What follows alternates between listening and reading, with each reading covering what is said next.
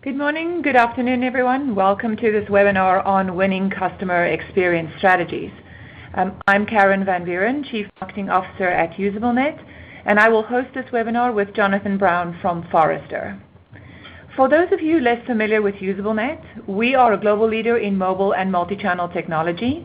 Our platform helps clients across industries to create compelling experiences for their customers across multiple channels, including mobile, tablet, apps, and kiosks.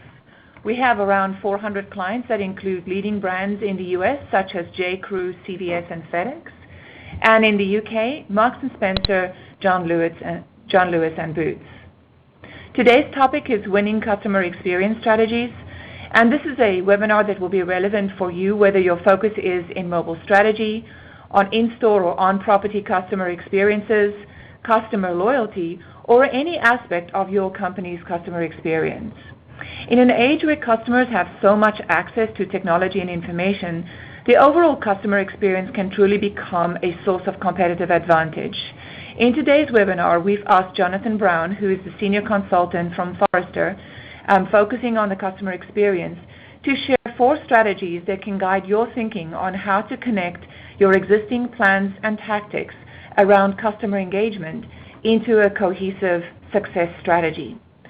Before I introduce Jonathan, let me reiterate a couple of housekeeping things.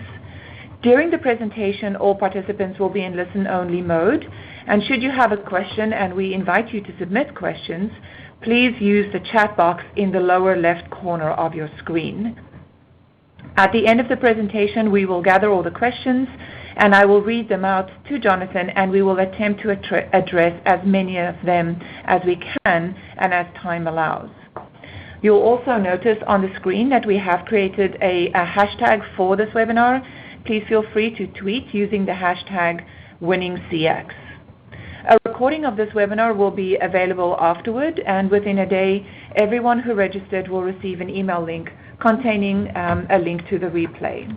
The webinar will also be available on our usablenet.com website. A quick introduction to Jonathan.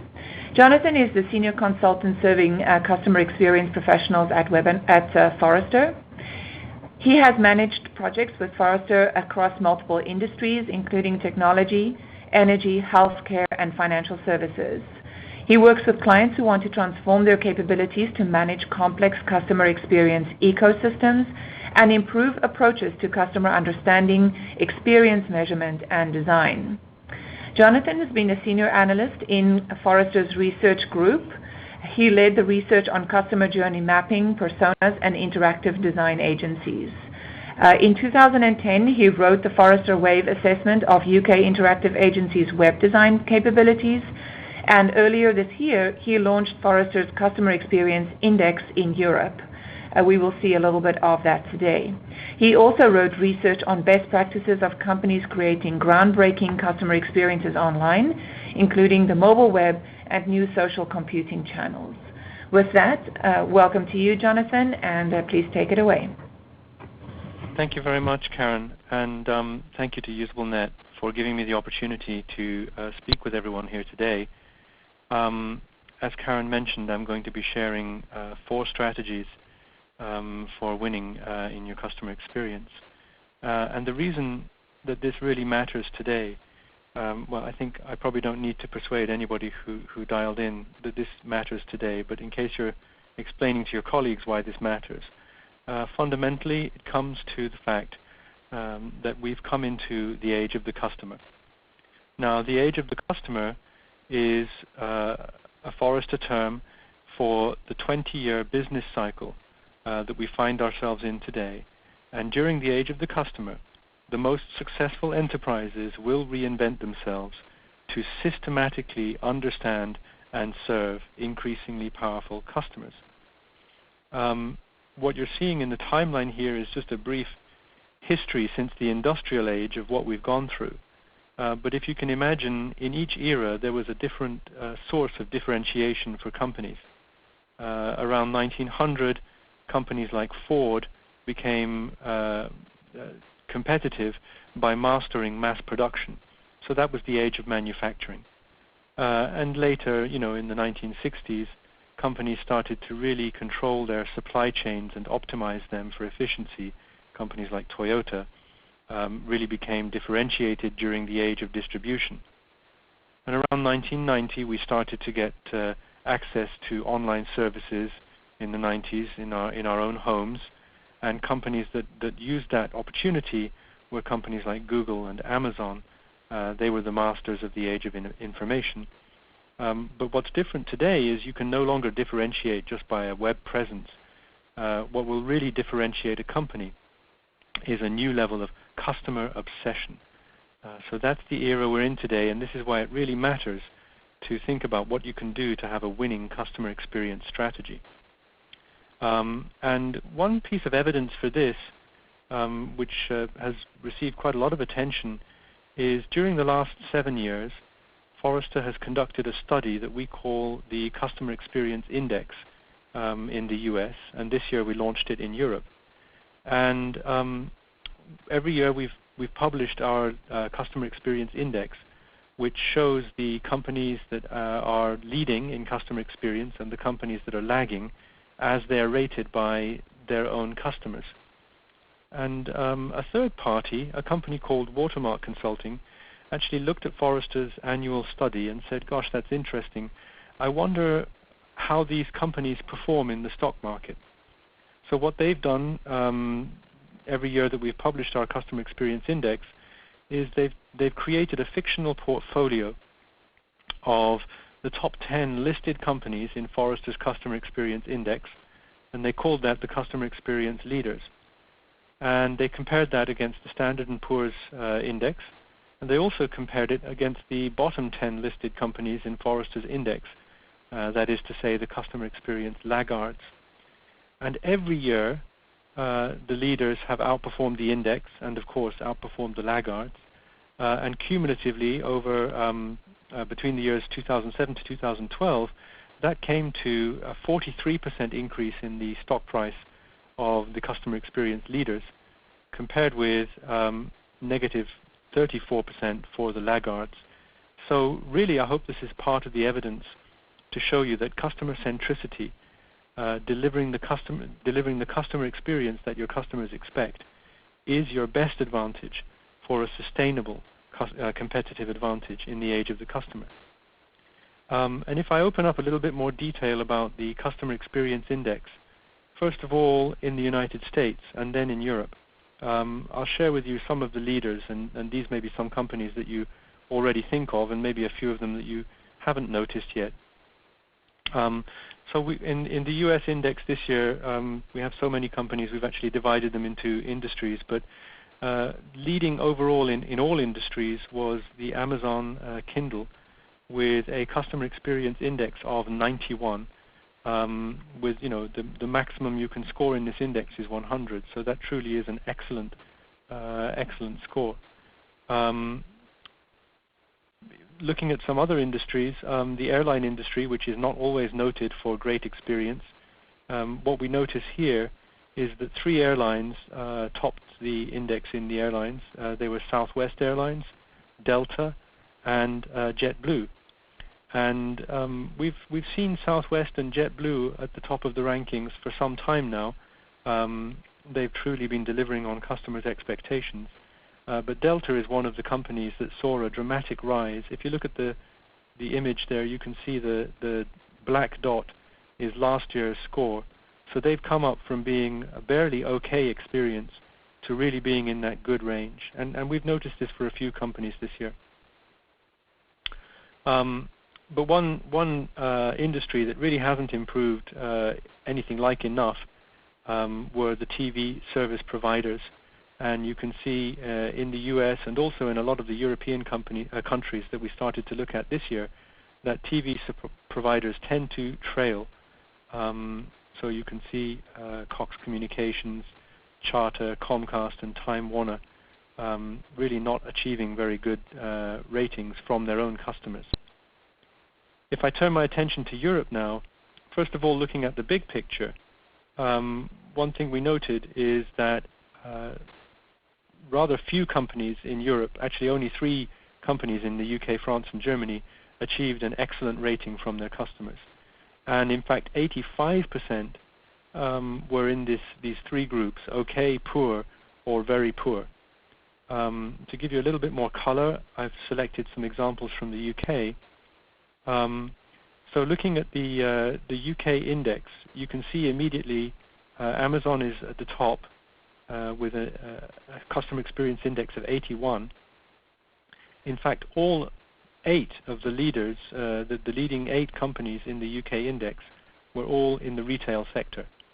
But following them, 2 banks, Halifax and HSBC, made it into the OK bracket. So the best of the banks were OK.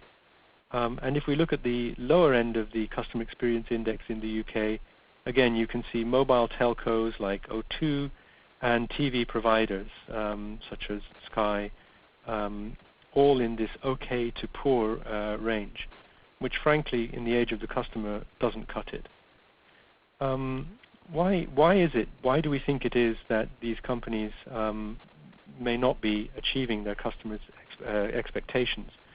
Well, there are a few reasons, and I think it's worth pointing out, first of all, that customers' expectations are getting higher. They know what a good experience is because they're getting that experience from the Kindles of this world and from the Amazons. So it's no longer good enough to be satisfied with a mediocre experience. And looking inside the companies that are doing this, what we very frequently see that a lot of the problems stem from the siloed nature of their organizations. Many companies are still thinking about what they need to do internally instead of seeing things from the customer's point of view, which results in companies that pay lip service to customer experience without really changing what they're doing internally. But let me repeat, the customers know what a good experience is, and so they can tell if it's really being done or not.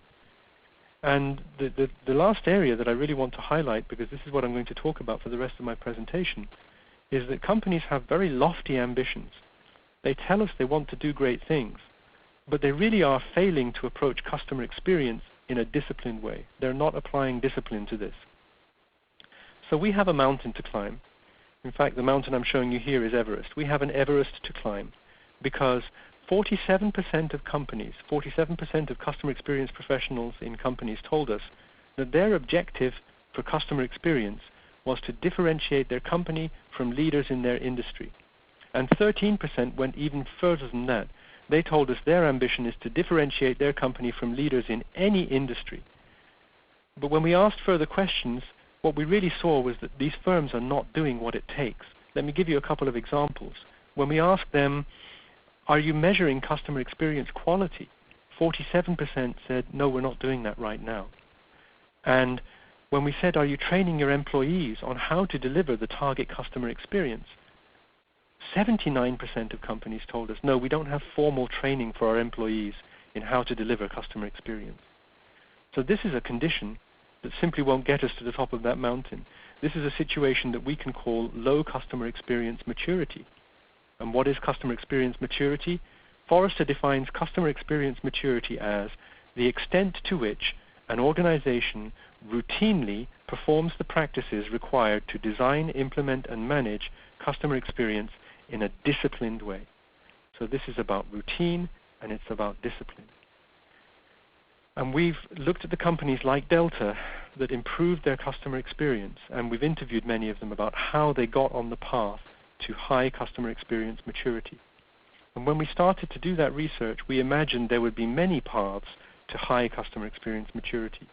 But what our research over the last 7 or 8 years has shown us is that there seems to be one path that consistently succeeds, and it looks like this. Repair, elevate, optimize, and differentiate. These are the 4 phases that companies go through to get their customer experience maturity up that mountain. And at each phase, companies follow similar patterns. They emphasize similar sets of skills and capabilities within the company. So let me take you through each phase, each strategy, and tell you what these 4 winning strategies are. First of all, at the repair phase. The repair phase is where companies stop the avalanche of bad customer experiences. All of those flaws and annoyances and frustrations that are preventing customers from doing business with you today. And during this phase of the journey, what the practices that companies focus on are to identify bad experiences, to prioritize those fixes, to coordinate the implementation, which is often cross-silo, and to measure the results. Those key practices might look familiar to you, especially if you come from a quality control or Six Sigma background, because it's the classic steps in improving the quality of anything. And we see this in a design process, for example, starting with research, finding out what's wrong today, analyzing it, ideating what could be done to improve it, creating some prototypes, testing, that is to say measuring, and iterating that process. And one company that did this successfully was AT&T Uverse. Now, AT&T Uverse, or simply Uverse, is the AT&T triple play telecommunications provider in 22 states in the United States. It was launched in 2006, and it includes broadband internet, IP telephone, and television services. Well, they recognized, like many of the TV providers I spoke about earlier, that their customers simply weren't satisfied with the experiences they had been offering. So they implemented a large-scale, multi-initiative program to address the areas where customers where there were opportunities for improvement. So, of course, they made investments in their network, but also, crucially, they improved their digital channels. They looked at, for example, on their website, the processes that the customers had to go through to become customers or to order additional services. And they realized there was a huge opportunity to simplify the ordering flows and the transactions. They launched, they noticed the increasing customer use of mobile devices, and they weren't satisfying the expectations of customers on those devices. So they launched more than 100 live TV channels on the Uverse app, enabling subscribers to watch live TV through smartphones and tablets. And those same customers got mobile account management last year too. So the company's mobile app, which previously only supported mobility customers, expanded to allow TV and broadband customers to pay their bills, complete simple transactions, and get technical support on the go. And also, they opened the APIs on their mobile platform to encourage third parties to do some mobile app development. So a really huge transformation in the value that they were able to deliver through the mobile channel. As a result of all of these initiatives, Uverse achieved for its television service its lowest ever churn rates in 2003. Its revenue grew 28% year on year, and it added 900,000 new subscribers to the TV service, making it the fastest growing TV provider in the US. Now, when we looked at their results in our Customer Experience Index, we were also able to see the fruits of this. And you can see that it's moved from this poor, or very close to the bottom of the poor bracket, into the okay bracket. And I think, thinking about those business results with 900 new subscribers and the lowest churn ever, any company would be delighted to have those achievements. But let's be clear, this company is still only okay. It's just got itself to base camp on this mountain climb that we're talking about. But I think it's worth really noting this, because many companies today are still in this repair phase. And during this repair phase, the question that you need to ask yourself is, do we know where the flaws are in our customer experience today? That's the starting point for this journey. Identify those flaws and prioritize the fixes, coordinate implementation. Now, when you've done that for a while, you may be ready to embark on the next phase of the journey, which Forrester calls Elevate. And during the Elevate phase, what we see companies doing is making good customer experience behavior the norm. That is, enabling all employees to play their part in improving the customer experience. And one company that I want to highlight for doing that, before I get there, the key practices in this phase are, first of all, to screen the candidates for customer-centric values when you're hiring. Second, to assign specific customer experience behaviors to each role. to measure the customer experience consistently, and to tie performance metrics to customer experience across the enterprise. And one company that did that is a retailer in the UK called Shoe. Now, Shoe was founded in 1981 with one store in Edinburgh, and since then Shoe has grown significantly and has a retail network spanning the mainland United Kingdom and Ireland. But Shoe still operates under its initial philosophy, which is to provide aspirational but accessible fashion footwear sold in a unique and exciting retail environment, maybe like this one that they set up at a big outdoor music festival during the summer. And crucially, they want to do this at prices which represent value for money and are sold by friendly, knowledgeable staff. And I think it's really very challenging, the goal that they've set themselves, to be here at the value end of the market, but delivering a really great experience in a unique environment with friendly, knowledgeable staff. And the staff are crucial to this. So when Shoe hires new employees, in fact, even before they hire, when they advertise positions, they let these new employees know, we're looking for people who like to make other people smile, who take pride in what they do, and who are passionate about amazing customer service. And these are the values that they screen for in their interview and hiring process. Here's a selection of those people who are passionate about enabling that experience. But in addition to hiring those people and providing the training to them in how to deliver that experience, they also conduct periodic studies to check what their customers expect from the Shoe experience. And managers use those notes about customer expectations to observe staff and fill in an evaluation that gives them a score out of 100. Mystery shoppers are also used to evaluate the experience in the stores to make sure that they're maintaining those Shoe values. And they also drive innovation in the store to enable the staff to deliver that experience to the customers. So one of those innovations is the use of tablet devices in store, specifically to speed up the delivery of shoes to customers, and also to enable customers who don't find their size or the color they want in store to be able to order from stock that's available in another store. So if your product is out of stock, the Shoe offer here is to give you 10% off and free delivery if you'll order the shoes for next day delivery. As a result, 5% of the store sales are actually generated from product that's not in that store today. And also this tablet device is enabling the assistants to spend more time with customers.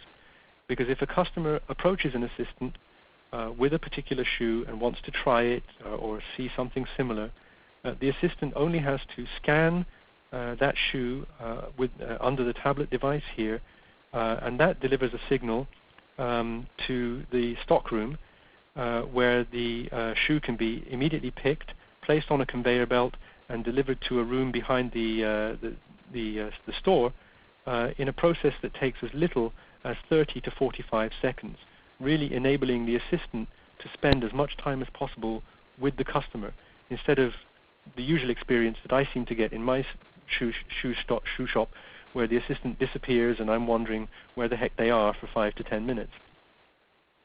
Well, the business results from these innovations and this investment in enabling the employees are really clear. In 2013, Shoe saw an increase in turnover of 18% year on year. It achieved a £25.6 million profit whilst opening 16 new stores and rolling out the experience to new parts of the United Kingdom. So the crucial question you need to ask yourself, if you find yourself at this elevate stage on the journey to customer experience maturity, is do your employees all know how they must contribute to elevating customer experience?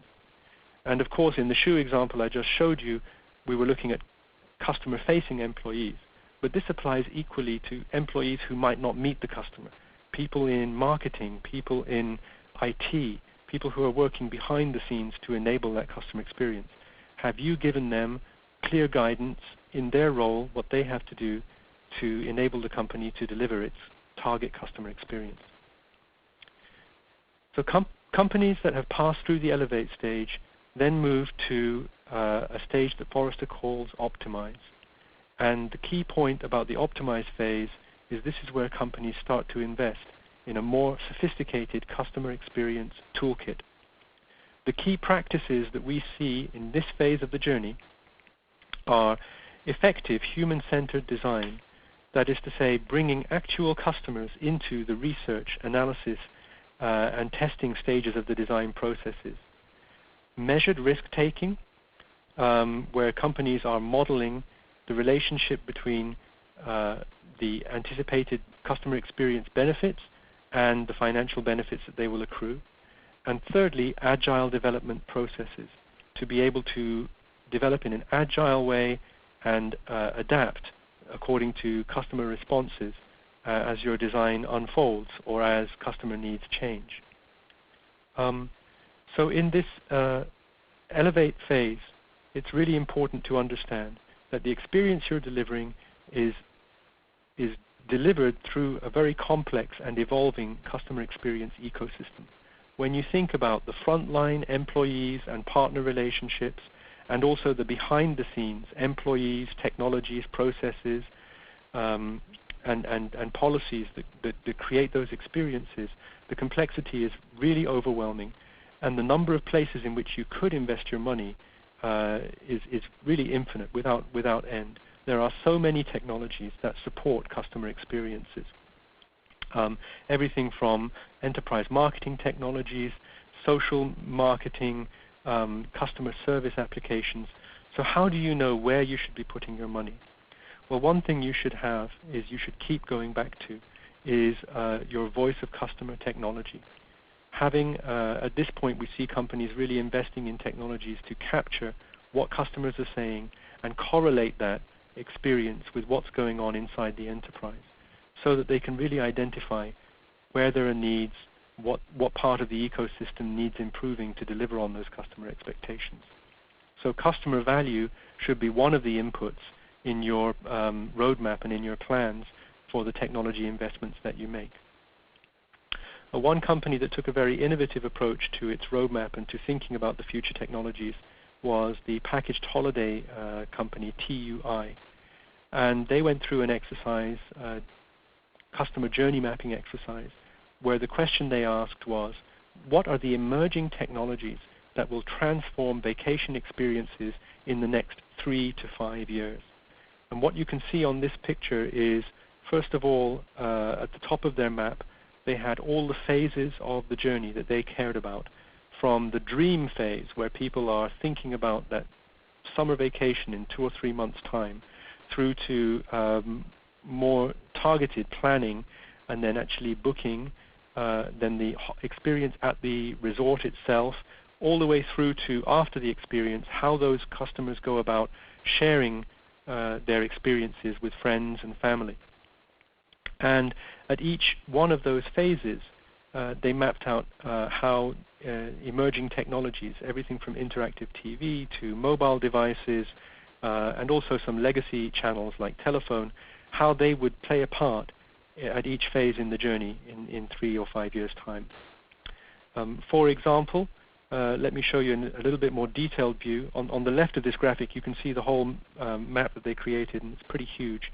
But if we just look at the resort part of this journey, when customers are at the resort, evolving devices and media create the opportunity to transform the resort experience. For example, if customers had an electronic wallet integrated with their phone and perhaps with some bracelets that they could be wearing, that could take care of their boarding passes and also their spending or their identification at the resort. And in addition, if they're going to be spending in that way, perhaps they should benefit them. The TUI should create some support, perhaps a budgeting tool that they can use to make sure they don't go over budget on resort, and perhaps some tools to enable them to book experiences. So this was their vision for how experiences would be transformed.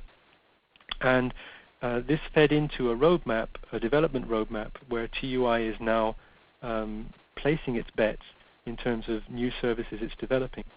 And for example, this year, reps in Cyprus are using tablet devices to enable the reps to serve holidaymakers better. First of all, to be able to recognize the holidaymaker that they're speaking to and know their preferences, but also to be able to engage that holidaymaker in an engaging way about the activities they could book, and to make the booking right there from the tablet. In addition, Thomson has put investment into its in-store digital technology. So each store now, with this new program, has an 84-inch touch-sensitive interactive map and a table which is designed to inspire and entertain customers who are researching holidays and to facilitate that discussion with an advisor in the store. So these are just the first investments they're making, guided by this vision of how experiences will be transformed to be natural, proactive, and adaptive in the future. Let's look at a couple more examples of these investments that are natural, adaptive, and proactive. The first one I wanted to highlight was Amazon Mayday button. Now this is available on the Fire tablets, and it is actually live on-device tech support from an Amazon expert. You just have to tap the button for Mayday, and you'll be connected to an expert who can co-pilot you through any feature on the device. They can draw on your screen to show you how you would do this for yourself. And it's available 24/7, 365 days a year, free of charge. Throughout the process, you can see the face of the Amazon advisor, but she can't see you, so you can still use this in the bath if you want to. And it's a really good example of a device that's delivered in a very intuitive way and embedded into the experience itself. Another example of a proactive experience is Vitality GlowCaps. Now this is a cap that fits most prescription bottles, and if you have elderly relatives, you'll immediately understand why this is so important and so valuable. It can deliver an audible and visual alert when it's time for the patient to take medications. And what's more, a button at the base of the cap can be used to send a refill request to the local pharmacy through the AT&T mobile broadband network. And it also has a plug-in reminder when it needs to be recharged. So it's really providing a great deal of reassurance to people who are taking a lot of medications and maybe can't always keep track of what they've got to take in a proactive way. And the third example of a proactive experience that I wanted to share was MindMeld. And this is an app that continually finds images, videos, articles, and documents for you by listening to your conversations and identifying the key concepts and the meaning of those conversations. So by extracting what you're talking about, it can display relevant images in real time. So for example, if you were talking about wine and perhaps your friend, you mentioned Napa Valley, it would pull up a map of the wineries, tour information, weather forecasts, vacation deals, and who knows, maybe integrate into an experience like the TUI one I was talking about earlier. So you can see already these are significant investments and risks that companies really need to make with a mind to what really matters to our customers.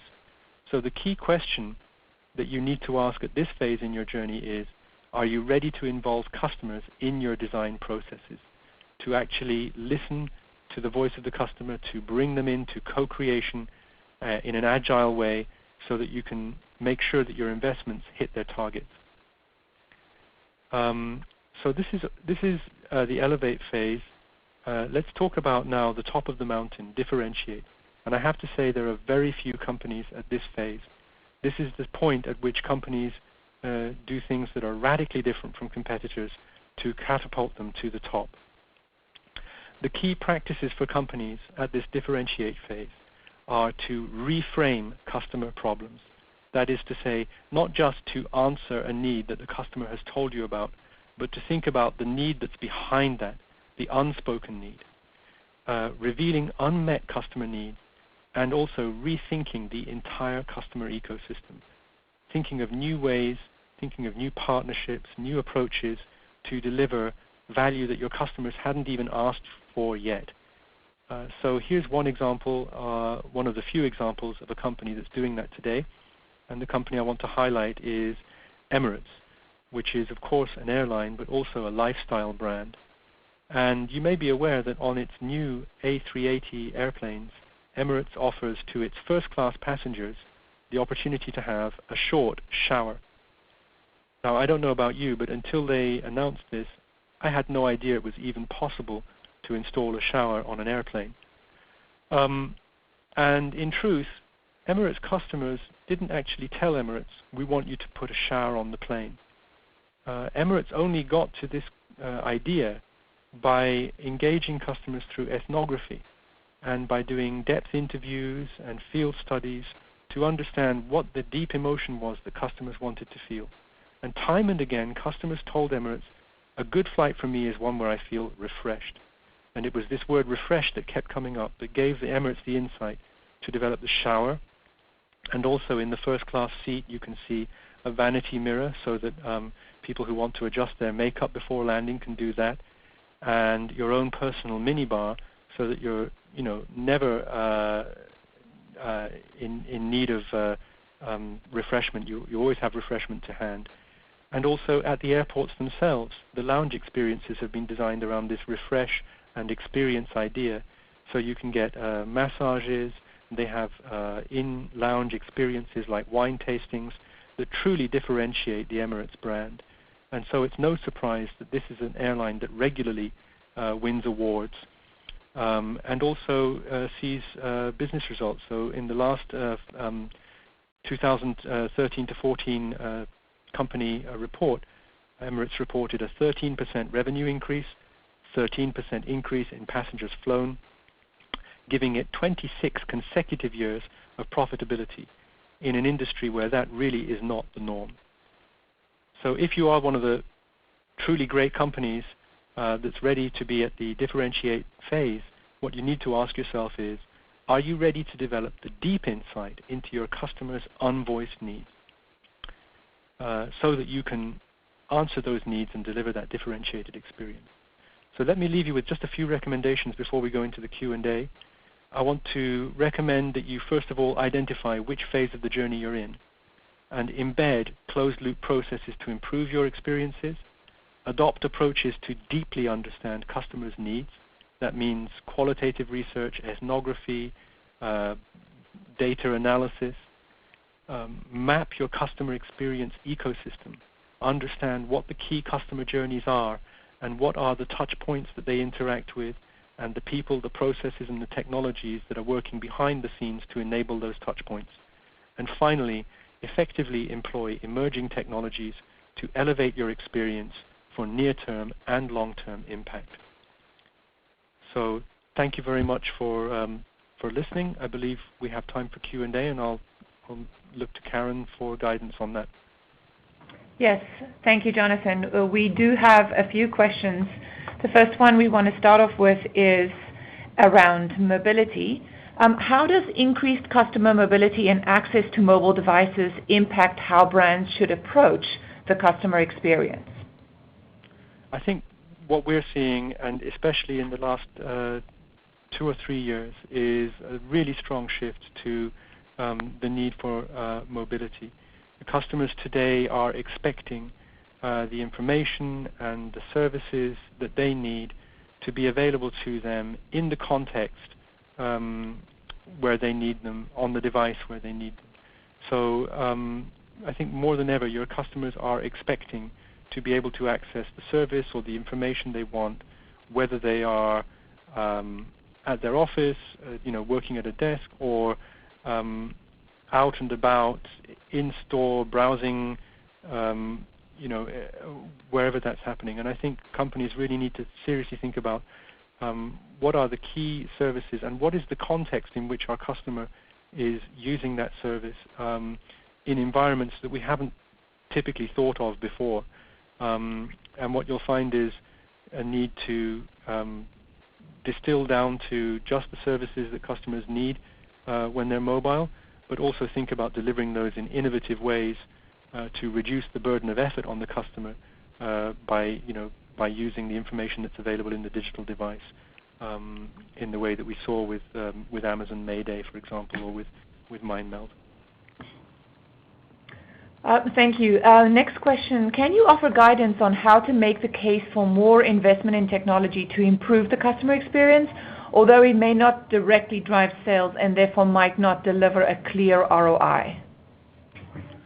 Yeah, I think more and more I'm coming across companies where they're seeing what was traditionally viewed as cost centers, they're now seeing as engines for delivering a better customer experience and differentiating the brand and keeping loyalty.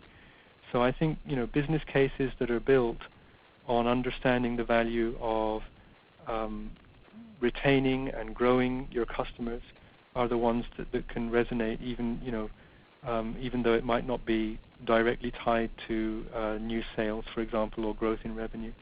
One company that I was talking to recently happens to be an oil and gas company, and they're increasingly finding that the products they can offer to their industrial customers are not all that differentiated, but the technical support and the service they can offer is truly a differentiator.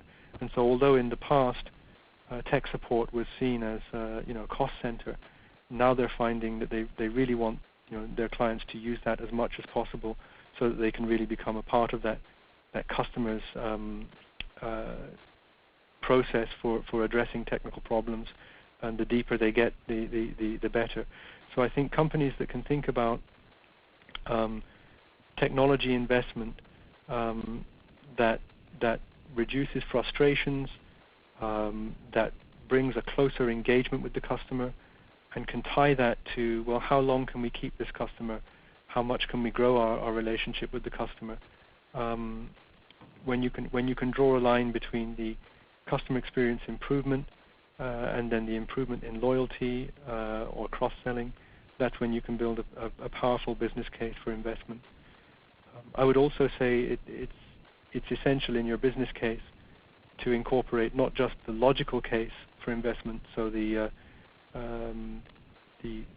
spreadsheet calculation that by increasing our customer satisfaction this much, we'll see this much improvement in loyalty, and therefore this much financial benefit. I mean, that's a crucial thing to do, but in addition to that, couple that business case with a story.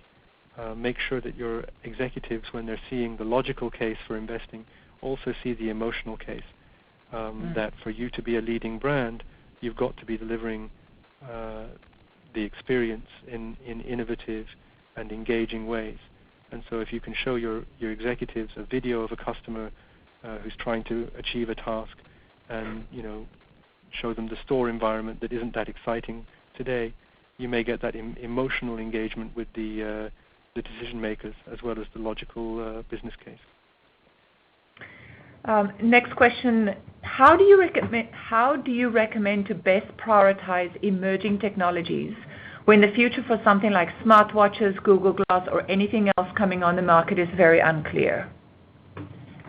Yeah, I think it comes back to the choosing your bets based on a clear understanding of what the experience is that you want to deliver, and the more you can understand your customers, the better.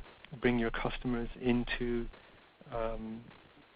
the workshops where you're discussing what the future experience could look like. Be ready to develop in an agile way. So prototype, see how it goes with customers, and be ready to abandon the things that don't work. But I think it is a tricky thing. You are making some risky bets today. So the point is to do that with the greatest understanding of your customers' needs and a clear vision for what is the experience promise that you have, and how can these devices help you to deliver that promise. Does that make sense? Yes, I think I'm going to build onto that by heading more into the employee side of the equation with a question that is, sounds like company culture might be important to customer experience maturity. Can you comment? Can customer experience thrive on lean processes alone? I think culture is crucial. I think it's very important. In fact, it's one of 6 core disciplines that Forrester believes companies need to be strong in order to excel in customer experience. So in addition to culture, we see companies needing a customer experience strategy that defines what the experience of doing business with the company should feel like from the customer's perspective. Customer understanding, which I've spoken about quite a lot today.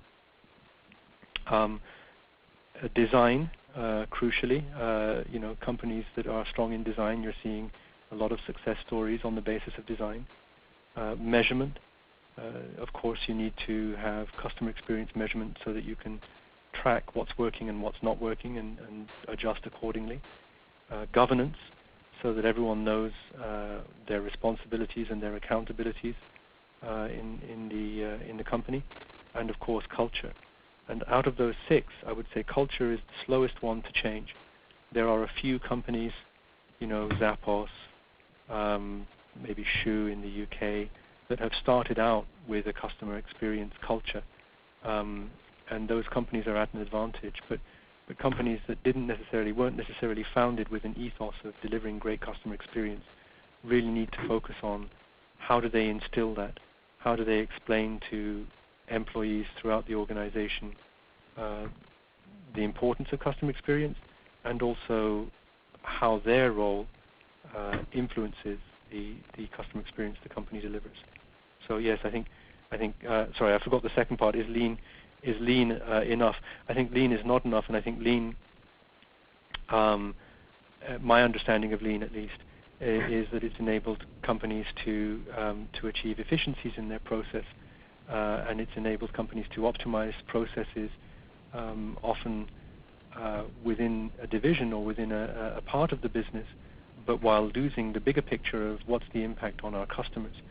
And I think companies need to go back to, more fundamentally, what does this company exist to achieve? And I think it was Peter Drucker who said, companies exist. A company exists to create a customer.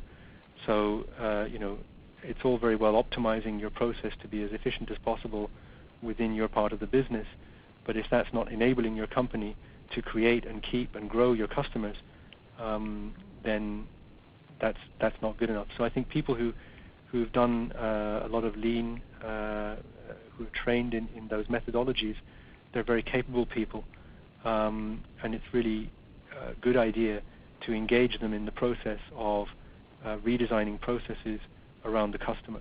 And if they reorient themselves away from just looking for efficiencies, but look for what will enable our company to deliver a better customer experience, they can be tremendously helpful. On the basis of enabling elements, here's another question around organizational structure. Our organization is siloed. No one really owns the overall customer experience. How should we best approach a customer experience improvement initiative? Yeah, I think recognizing the silos is the first step. It depends from company to company where the support for the customer experience initiative is coming from. I would say you're in a much better situation if you can get your CEO or at least a C-level executive to put his name behind the initiative and to put some weight behind the initiative, because that's at least in North American and British companies, which tend to be rather more top down than some European countries. That's the quickest way to get all of these silos to sit up and pay attention. In some companies, we see the appointment of a chief customer officer. That can be a really great move if that customer officer has the backing of the CEO. That can be a person who's responsible for enabling the different silos to communicate better, to adjust their metrics so that they're aligned, and to share with them a vision for the end customer experience that the company is trying to achieve. And I think bringing those silos together, I mean literally together into the same room, and presenting them with customer journey maps that show how a customer goes through a journey to achieve a goal, as opposed to how the silos go about delivering their services. That can be a powerful message to show the different leaders of the different silos that their failures to collaborate today are causing speed bumps in that customer journey. So that's very often one of the early exercises that companies do to highlight to the different silos the need to collaborate better and the need to break down the walls between silos. We have a question that's also about silos and the tension between technologies that are about internal efficiencies like responsive web design versus approaches that are about user-centered design. Do you care to comment around how marketers can actually navigate that inside-outside view? Gosh, I'm not sure I understand the question. So the tension is between responsive design and customer-centric design? Is that what you said? Yes, no. Essentially yes.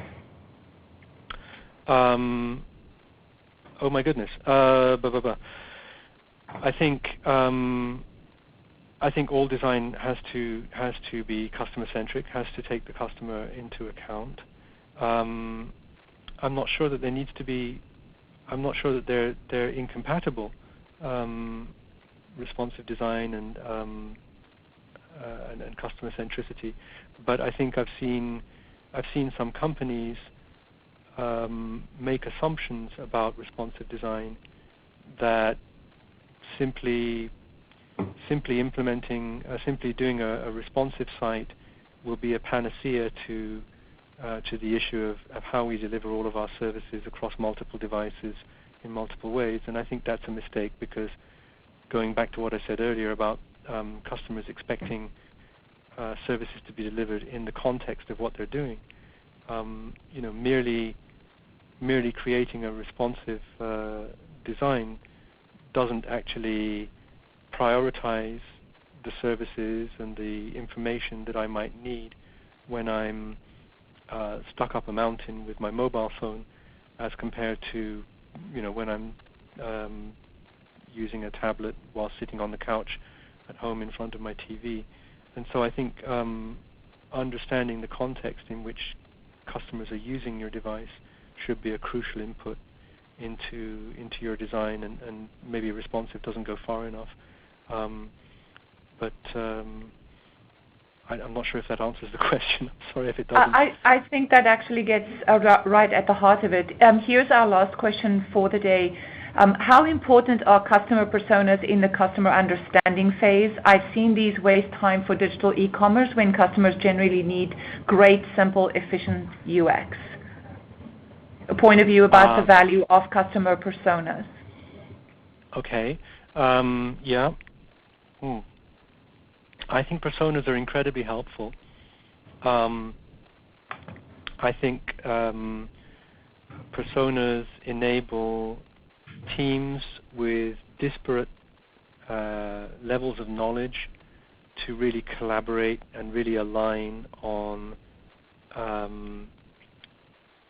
the customer's needs. And so, for example, where you have technologists collaborating with marketers and maybe brand people, maybe product people, not all of them have met the customer. Many of them may think that the customer is somebody like them, and let me assure you, if you're a designer or a technologist serving the mass market, the customer is not like you at all. And without a persona, without a model that continually reminds these people of who their customer is, and simplifies that knowledge about the customer into actionable insight that they can actually use in the design process. Sorry, I've lost where my sentence was. Without that persona, those designers can easily get lost and can easily start designing for themselves instead of designing for the customer. Now, the question mentioned waste of time. So there's obviously a balance between how much time you put into creating that model that's helpful to your designers and to your technologists and your marketers, and what percentage of your project time gets spent on the business of uncovering that customer and building a persona. And I think if you're using a persona for a single campaign site, which is going to be a temporary thing and it's going to be short-lived and it doesn't have huge business impact, obviously you're not going to spend tens of thousands of dollars on the user research to develop an advanced persona for it. But if you're a company that's making multiple devices and websites, then I think, and mobile apps and other things, then I think it really behooves you to start building up a repository of knowledge about your customers that you can draw on to create personas that are appropriate for the design projects that you're doing. And that will improve your ability to collaborate across silos, and it will ultimately improve the products and services that you create. If you're having to reinvent the wheel and create personas afresh every time, I can appreciate it might seem like a huge amount of effort for every project you're doing, and it certainly might seem like a waste of time, and you might argue, hey, aren't we better off just doing what we know is good UX? But if you're systematic about it and you build up that repository of knowledge over time and have some personas that you keep updating and keep refining, then I think that will really pay off. Jonathan, thank you very much for sharing your insights, responses to the questions, and the presentation as a whole. Very insightful. I hope that delivered a lot of value to everyone on the phone. Just a reminder that you may tweet aspects of this presentation at #WinningCX. The presentation was recorded, and a link to the recording will be emailed to everyone tomorrow. With that, we'll be signing out from New York. Thank you very much for your attendance.